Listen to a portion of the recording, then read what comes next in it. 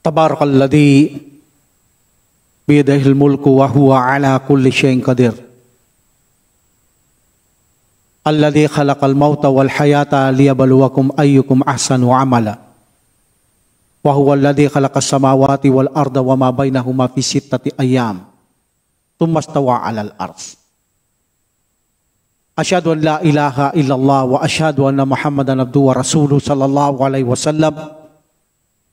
Assalamualaikum warahmatullahi ta'ala wabarakatuh. Waalaikumsalam warahmatullahi wabarakatuh. Alhamdulillah, ipagpapatuloy natin ang pag-aaral natin patungkol sa siyensya sa banal na Quran. Ang paksa natin sa araw na ito, gaya ng sabi kong nakaraan, ay ang mga patungkol sa mga kalangitan, 7 kalangitan. Ang paksang ito ay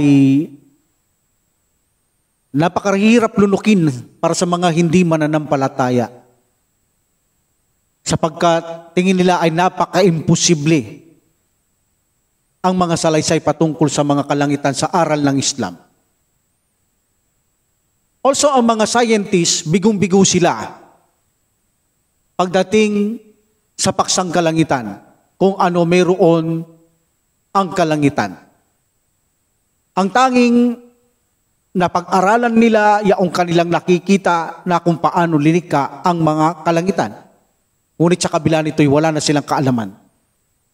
At kahit na ipahayag pa sa kanila from Quran and Sunnah, mabibigo silang pag-aralan ito sapagkat ito ay hindi nila maaarok sapagkat ito'y nasa loob ng mga kalangitan. Kaya naman ang paksa natin sa ngayon, bagamat may mga taong hindi talaga nila matanggap ang aral patungkol sa mayroon ano ang kalangitan, ngunit sa napaksa nating nakaraan ay malabo lamang imbentuhin ito o sariling salitahin lamang ni Prophet Muhammad sallallahu alaihi wasallam ang patungkol kung ano mayroon sa kalangitan. Sapagkat sa mga nakaraan nating tinapik sa mga siyensya, bago pa nila napag-aralan ay matagal na sa banal na Quran.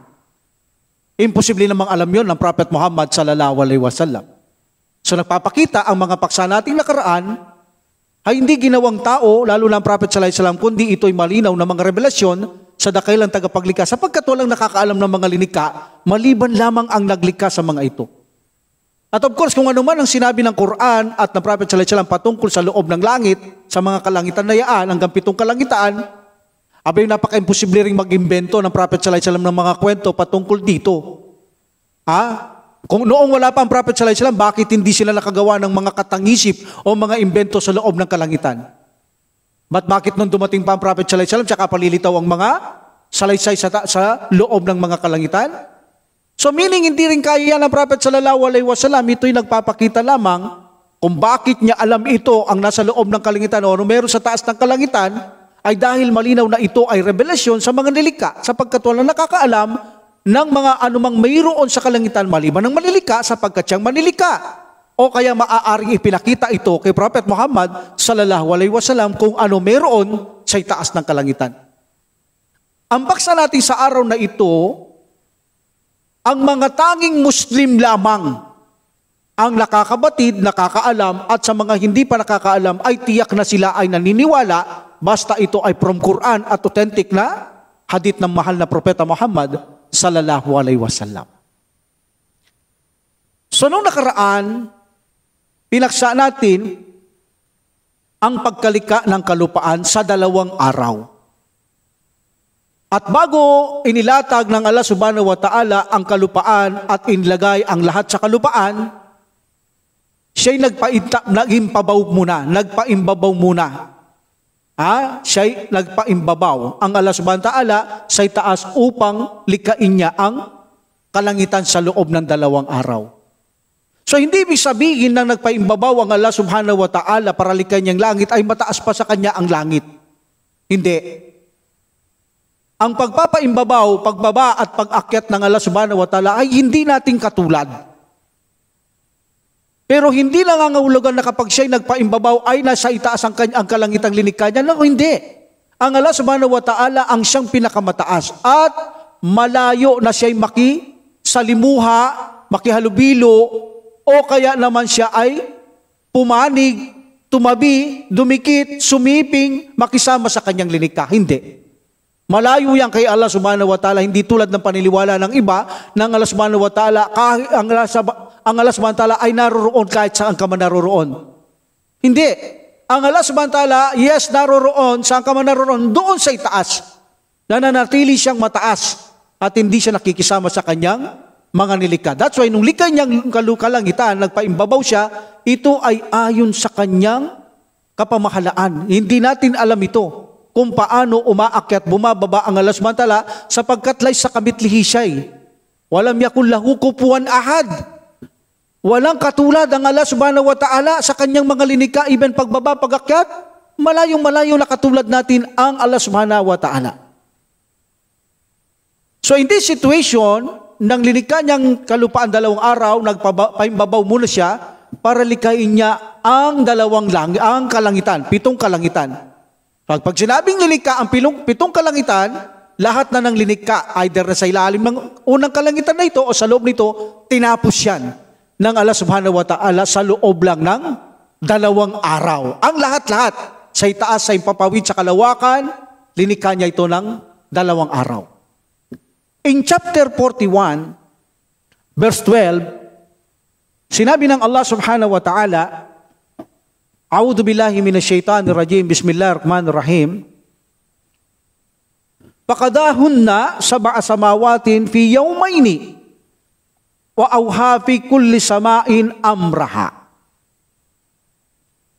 Meaning, ang Allah subhanahu wa ta'ala, sinabi niya, kanyang nilikha o binuong ganap ang 7 kalangitan sa loob lamang ng 2 araw. Ganap ito. Sa loob at sa ibaba ng kalangitan, linikha niyang 7 langit, pati na sa ilalim ng langit na ito, kung ano man nakikita nyo, planeta, bituin, etc. Ang lahat ng yan, 2 araw na linikha ng Allah subhanahu wa ta'ala at pinagkaloob niya sa bawat langit ang sariling kautusan dito.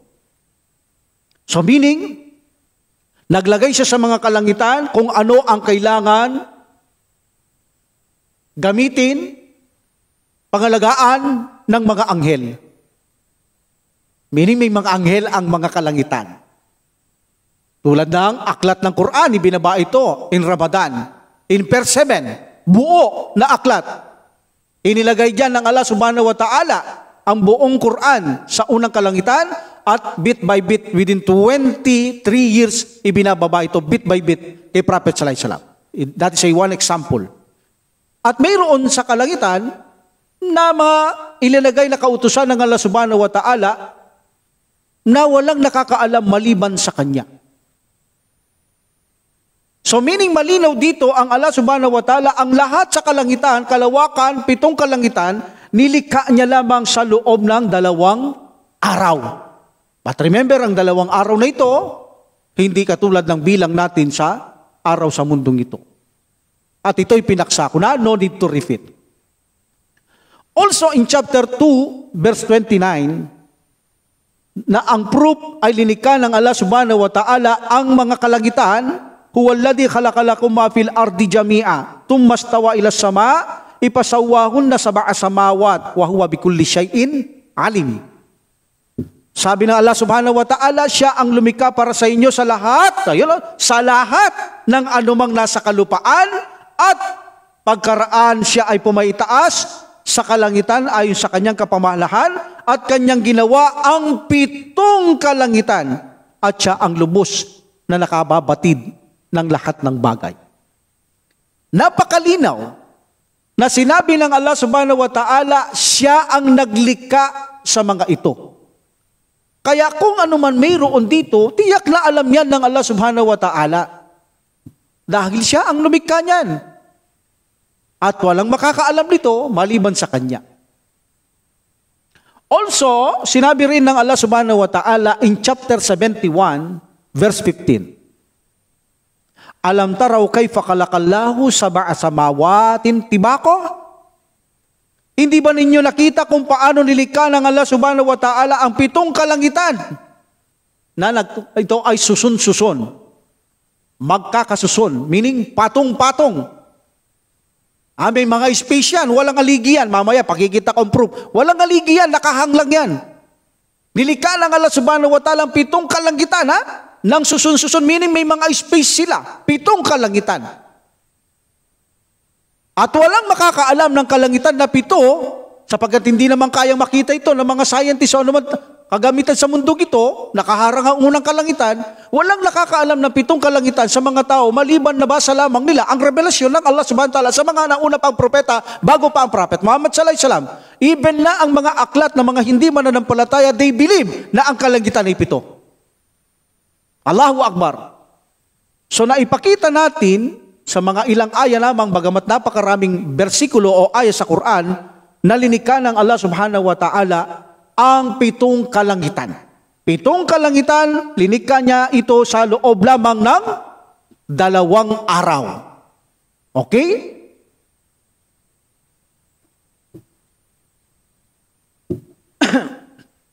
At itong mga kalangitan na ito, nilikha ito ng Allah subhanahu wa ta'ala napakataas.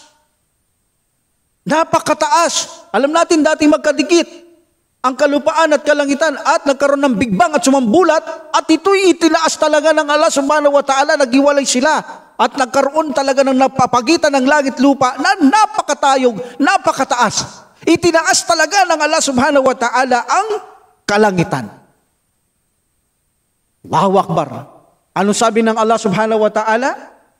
In chapter 55 verse 7, "Was-samaa'a rafa'aha." At ang langit ay kanyang itinaas ito. Sinong nagtaas sa kalangitan nung linikha ng Allah subhanahu wa ta'ala magkaroon ng Big Bang?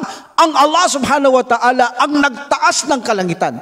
Itinaas niya talaga ang kalangitan ng napakatayog ng Allah subhanahu wa ta'ala. So meaning, linikha ng Allah subhanahu wa ta'ala ang 7 kalangitan at ito ay inilagay niyang napakataas.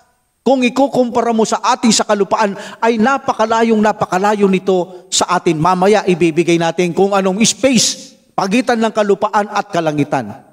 Unti-unti natin itong pinapaksa para malinaw. Hindi tayo nagpapatalon-talon. At mapuno tayo ng dalil. Ebidensya at puro Quran pa ang ginagamit natin. Walang alinlangang otentibong aklat ang Quran. Also, itong kalangitan ay ginawa niya, 7 kalangitan, tinaas niya at napakatibay. At ginawa niyang malawak. Malawak lahat ng mga linikha. Binububungan ng kalangitan. Maliban sa al-ars ng Allah subhanahu wa ta'ala, trono. Alam natin ang trono pinakabubong. Ngunit ang mga kalangitan, binububungan niya ang lahat ng linikha sa kalawakan din. Napakatibay nito ng kalangitan na ito. At ginawa ito ng Allah subhanahu wa ta'ala na napakalawak. Sinabi ng Allah subhanahu wa ta'ala in chapter 51 verse 47, "Was-samaa banaynaha bi'aydin wa inna lamusi'un." Sabi ng Allah subhanahu wa ta'ala, at ang langit, aming itinayo ng may katatagan. Mayroong katatagan at katotohanan. Magagawa naming palawakin ang kalawakang niyaon. Meaning, katotohanan kami ay may kakayaang palawakin ang kalawakan ayon sa kanyang espasyo nito. Kita nyo? Napakalawak ng kalangitan. Araw, buwan, mga bituin, mga planeta, mundo, binububungan lang yan ng kalangitan. Kaya, ang kalangitan ay napakalawak. Unti-unti nating inaalam. Nilikha na ang 7 langit, lahat sa taas, sa loob ng 2 araw. Itinaas niya ito. Dinikha niyang matatag. Dinikha niyang matatag. At linikha niyang malawak ang kalangitan na linikha ng Allah subhanahu wa ta'ala. At itong kalangitan na ito, linikha niya ito ng napakataas ng walang poste. At naniniwala ang mga scientists na kung saan ang kalangitan ay walang poste. Sila ay nakalutang lamang sa itaas. At yan ay sinabi ng Allah subhanahu wa ta'ala in chapter 13, verse 2. Allahul ladzi rafa'a samawatin bighairi amadin tarawnaha. Ang Allah, siya, subhanahu wa ta'ala, ang siyang nagtaas ng mga kalangitan na wala kayong makikitang haligi o walang haligi na inyong nakikita. Walang poste yan. Nakahang ang bubungan ng santilakpan. Walang poste. May mga pagitan sila, walang poste. Nakalutang sila. At naniniwala ang mga scientists na ang mga ito ay nakalutang nga sa kalawakan ng walang poste. Allahu Akbar. Also, sinabi din ng Allah subhanahu wa ta'ala in chapter 31 verse 10, Kalakas samawati bighairi amadin tarawnaha. Almost parehas, no? Kanyang lilikha ang mga kalangitan ng walang haligi na inyong nakikita. Parehas, ha? Ang tagal na sa Quran nito. Na kung saan bago lamang nalalaman ng mga scientists na ang kalangitan pala ay walang poste. Nalaman nila na dumating ang Quran, wala palang poste ang mga kalangitan. And they studied. Napag-aralan nilang tama ang Quran. That's why, naniwala sila na ang mga kalangitan ay may mga espasyo ang bawat isa at wala itong mga poste o haligi at matagal na sa Quran ito. Paano yan malalaman ng Prophet sallallahu alaihi wasallam? Kung siya lang ang nagsasalita nito, kung noong unang panahon, napakaraming taong matalino, hindi nila nagawa itong sabihin na walang poste ang kalangitan, bagkus sinabi nilang may poste ang kalangitan. Kaya ito ay sumusuporta na kung anuman ang malaman ng Prophet sallallahu alaihi wasallam o nakita sa itaas ng langit, ay wala itong imposible kahit hindi paniwalaan at pagduda ng hindi mananampalataya sapagkat katotohanan lamang na hindi malalaman ng isang tao kung hindi ito inireveal sa kanya o ipinakita sa kanya. Kaya lamang ito binanggit ng Prophet sallallahu alaihi wasallam from Quran and Sunnah dahil ito inireveal at pinakita sa kanya. Nagising siya kung ano meron sa kalangitan sa panahong siya'y nag-Isra wal Mi'raj. Ang Allah subhanahu wa ta'ala, nilikha niya ang kalangitan, 7 kalangitan, itinaas niya, matibay, malawak, walang poste, walang sira, siwang o depekto. Perfect ang pagkalikha ng kalangitan. In chapter 50, verse 6, sinabi ng Allah subhanahu wa ta'ala, Afalam yanduru ila samai fawqahum kayfa banaynaha wa zayyannaha wa ma laha min buruj. Hindi ba nila sinusulyapan ang kalangitan na kung saan nasa kanilang itaas kung paano namin ito itinayo, itinatag, at pinalamutian. At paanong ito'y walang makikitang kung saan wala kayong makikita rito ng awang, siwang, depekto. Kung saan wala kayong makikitang siwang, depekto o sira sa kalangitan. Kahit magbalik-balik ka ng paningin, kapag malinaw ang panahon, tumingin ka ng lamat, tumingin ka ng sira, depekto ng langit, wala yung depekto yan. Perpekto ang pagkalikha ng kalangitan na napakatibay, napakalawak, napakatayog, napakataas, walang poste. Allahu Akbar. Paano mo nga naman ipagpapalit ang Panginoon Allah subhanahu wa ta'ala para sambahin mo lamang ang mga nilikha din? Malayo, malabo na sambahin ang mga ito maliban lamang sa manlilikha. Also sinabi din ng Allah subhanahu wa ta'ala in chapter 67 verse 3, Alladhi khalaqa sab'a samawatin tibaqa. Yan po. Nilikha niya ang mga kalangitan o 7 kalangitan ng susun-susun, patong-patong. 7 kalangitan. Matarapikal kirrahmani min tapawut. Allahu Akbar. At sinabi ng Allah subhanahu wa ta'ala, wala kayong makikita sa kanyang linikang kalangitan na kamalian. Matarapikal kirrahmani min tapawut. Walang kamalian, walang dikpekto, walang sira. Parji il-basara hal taraming putur. Sabi ng Allah subhanahu wa ta'ala, sige, tignan mo muli. Tignan ng kalangitan, magpabalik-balik ka kung gusto mo. May natatanaw ka bang siwang o lamat o sira? Sabi ng Allah subhanahu wa ta'ala, wala. Wala kang matatanaw na sira sa kalangitan. Sa laki-laki ng linikang ito, napaka-perpekto na linika ng Allah subhanahu wa ta'ala ang kalangitan. At sinabi pa ng Allah subhanahu wa ta'ala, pagpapatuloy niya sa aya in chapter 67, verse 4, yung kanina 3, sabi niya sa 4, tumarji il-basara, karatay ni. Sige, tignan mo paulit-ulit. Tignan mo paulit-ulit sa iyong paningin. Meaning ang kalangitan. Yang kalibo ilay kalbasar rukasiaw. Magbabalik lamang sa iyo ang iyong paningin na ito ay hapong-hapo. Pagod na babalik sa iyo. Wala kang makikitang sira sa linika ng Allah subhanahu wa ta'ala sa kalangitan. Allahu Akbar. Also, alam niyo ba kung bakit nilikha ng Allah subhanahu wa ta'ala ang mga kalangitan? Anong layunin ng Allah subhanahu wa ta'ala? Ginawa niya itong bubungan. Silungan, yung sinasabi ko kanina, silungan ito, pinakabubong ng mga linikha. Dahil, kung maglilikha ka halimbawa ng bahay, bibigyan mo ng haligi, bibigyan mo ng saig ng walang bubungan, at maglagay ka ng ilaw. Yung ilalagay mong ilaw, yung kanyang ibibigay na liwanag ay hindi magiging perpekto. Magiging kulang ang liwanag, hindi magiging sapat. Pero kung ang bahay mo, bibigyan mo ng bubungan at saka mo bigyan ng ilaw, kahit isang ilaw, magliliwanag ng ganap ang buong bahay. Ganon din ang kalawakan, napakadilim.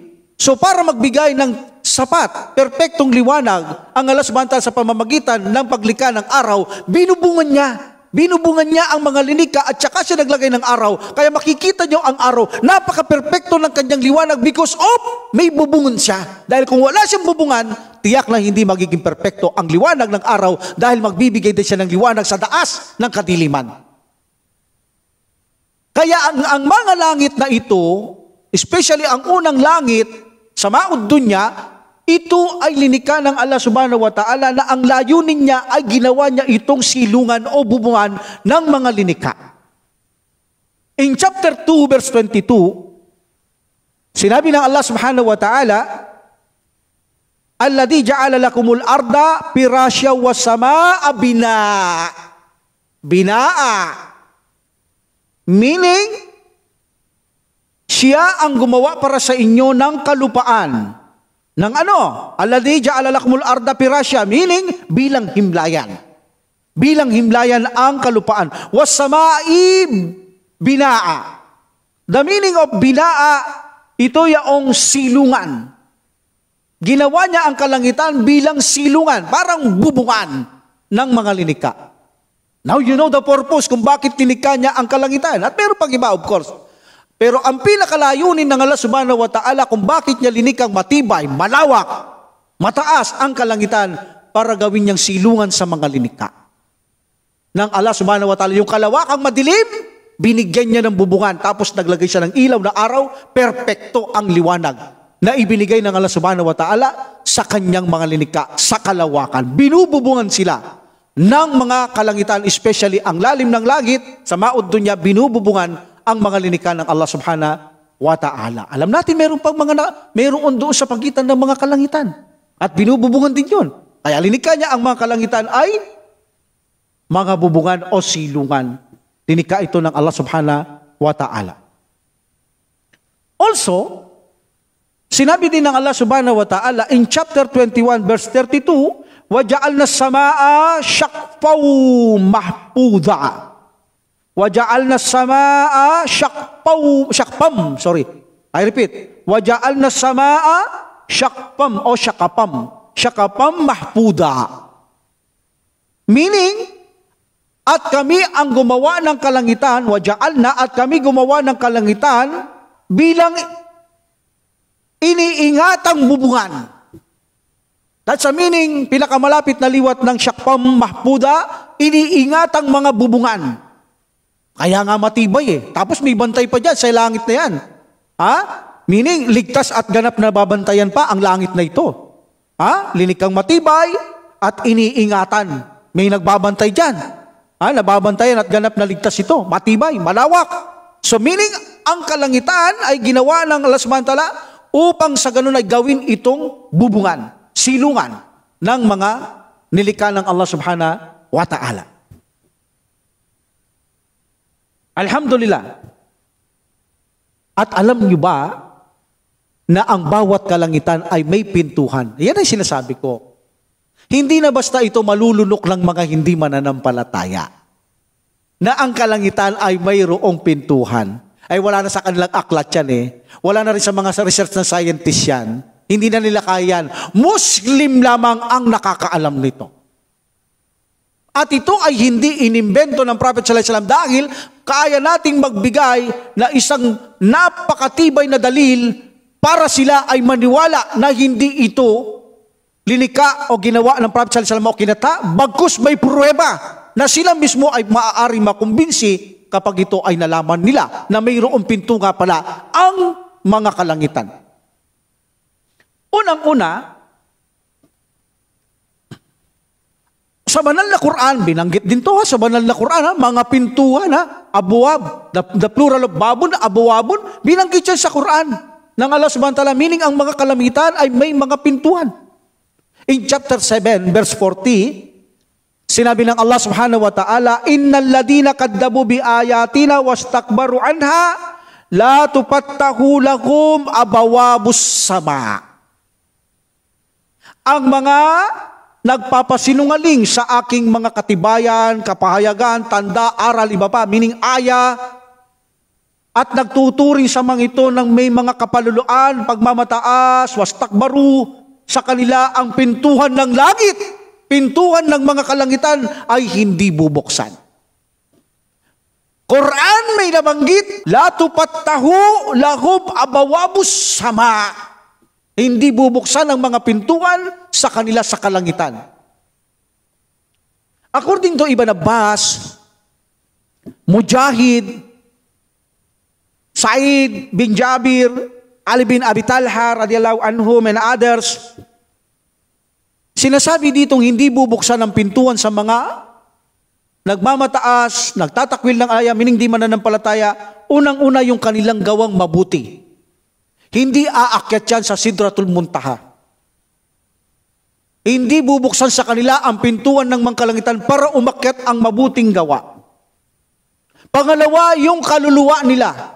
Kapag namatay ito, instead na ito iakyat hanggang 7 heaven, hindi ibubuksan sa unang heaven pa lamang. Hindi bubuksan yan. Yun ang sinasabi ng Allah subhanahu wa ta'ala according to Ibn Abbas radhiyallahu anhu and the others na hindi bubuksan sa kanilang pintuan, ang kanilang goodies hindi tatanggapin, hindi akit sa taas, at ang kanilang kaluluwa ay hindi papapasukin sa kalangitan. At alam natin, ang Prophet sallallahu alaihi wasallam may hadith dyan na kapag ang hindi mananampalataya ay namatay, dadalin ito ng mga anghel ng kamatayan, the malaikal maut at kasama ni malakal maut, iaakyat doon sa kalangitan. At sasabihin ng mga anghel, sabi ng Prophet sallallahu alaihi wasallam, sino yung napakabahong yan? At sasabihin yung ang kanyang pangalan, napakapangit, napakabaho, at sasabihin buksan ang pinto ng kalangitan, at hindi nila bubuksan ang pintuan ng kalangitan para sa mga hindi mananampalataya. So meaning may pintuan ng kalangitan. Hindi bubuksan ito sa mga hindi mananampalataya, and that is from Quran. What about the Sunnah? Alam natin, in Isra wal Mi'raj, ang Prophet sallallahu alaihi wasallam, body and soul, umakyat siya, gising siya, from Jerusalem, up to the heaven. Bago sila nakakapasok sa langit, tinatanong muna ng mga anghel si Jibril alaihi salam kung sino kasama niya. Sasabihin niya si Muhammad. Mayroon ba siyang misyon kay Allah subhanahu wa ta'ala? Meron. At ang pintuan sa kanya ay bubuksan. So meaning, ang Prophet sallallahu alaihi wasallam, dumaan siya ng mga pintuan ng mga kalangitan. Kaya ang mga kalangitang ito ay mayroong mga pintuhan.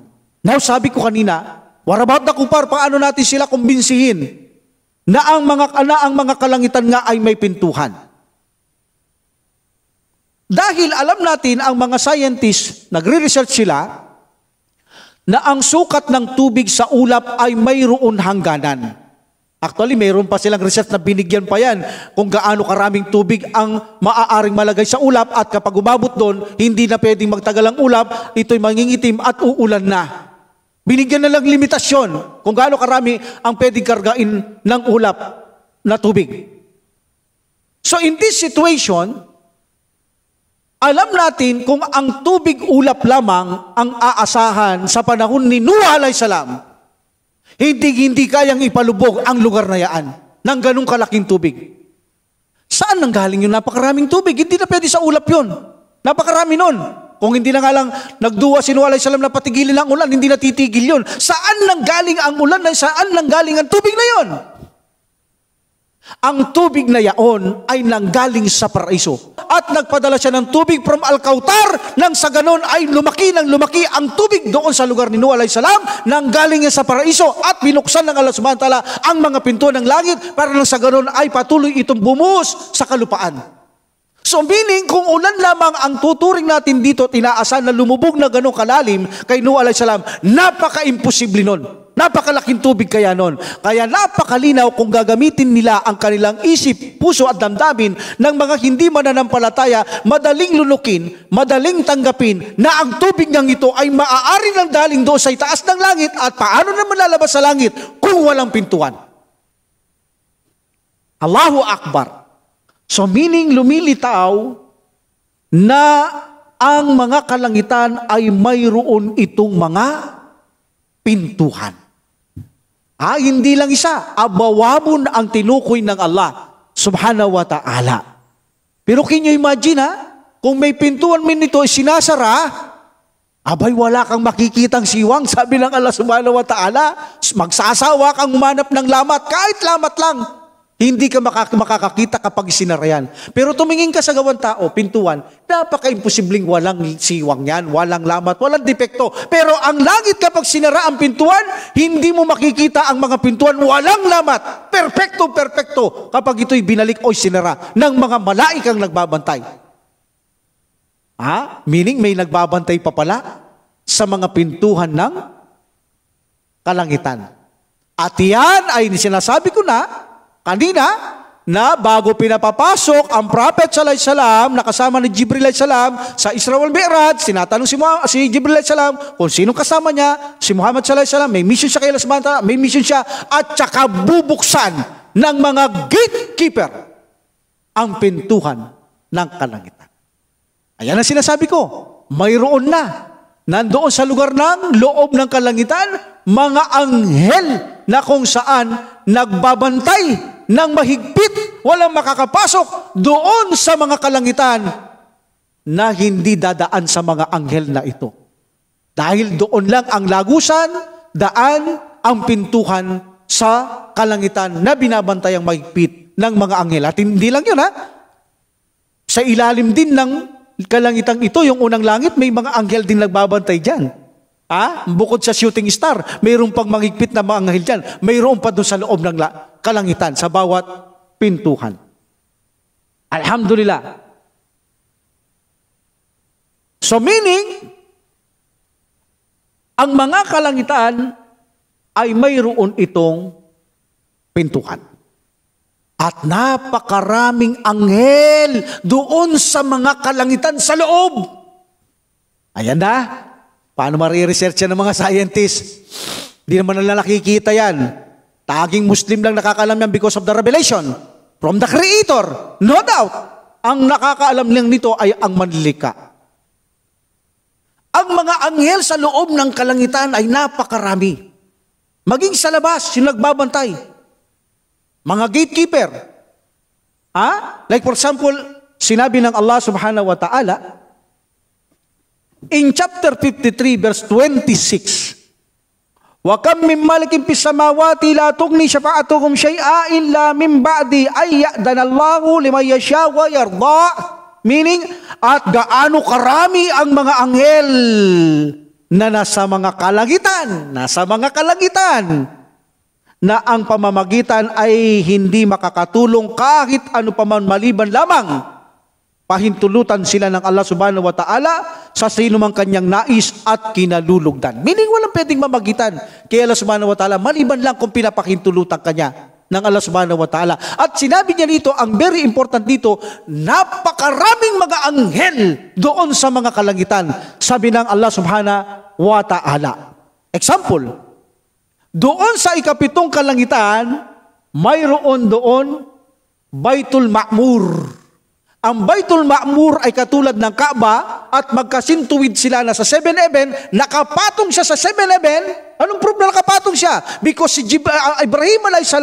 nakaupo siya doon nang makita siya ng Prophet s.a.w. nakasandal siya sa Baitul Ma'mur. Nakita niya si Ibrahim na nakaupo siya doon. Kaya ito'y nakatouch ang Baitul Ma'mur sa kalangitan at nakaupo doon si Ibrahim a.s. So meaning, yan ang mga laman ng mga kalangitan, no? Meron na, lumilitaw na. Okay? So in this situation, ang mga anghel dito, alam natin, sila ay nagtatawap 70,000 angel. Ang nagtatawap dito, hanggang sa madurog ng mundong ito, hindi na sila makakaulit magtawap. Ganun karami ang mga anghel. Meaning, napakarami ng anghel. At alam natin, mayroon ding nakatanim doon. Yung Sidratul Muntaha. Yung puno na kung saan kahit 100 taong paglalakbay ay hindi mo kaya itong malakbayan ang lilim ng Sidratul Muntaha na nakatanim sa 7 heaven. At ang trono ni Jibril alayhis salam nasa ilalim ng Sidratul Muntaha at ang mga anghel dito ay napakakapal. Allahu Akbar. Walang nakakaalam yan. Maliban ang mga Muslim na napakarami palang anghel sa itaas ng kalangitan, maging sa ibaba ng unang kalangitan, maraming anghel ang nagbabantay sa kalangitan na yaan. Maging ang mga jinn na nang uumit ng mga balita, hindi na nila magagawa yan. Alhamdulillah. So inshallah, ipagpapatuloy natin ang magandang leksyon na ito at aral patungkol sa kalangitan sa susunod na araw. Ipagpapatuloy natin. Gawin natin itong dalawa sapagkat medyo may kaabahan ang paksa natin sa kalangitan. So inshallah, ipagpapatuloy natin ito sa susunod. Wa akhiru da'watil hamdulillahi rabbil alamin wa salatu wa salam ala rasulillah. Subhanakallahumma wa bihamdika asyhadu an la ilaha illa anta astaghfiruka wa atubu ilaik. Assalamu alaikum warahmatullahi taala wabarakatuh. Waalaikumsalam warahmatullahi wabarakatuh. Allah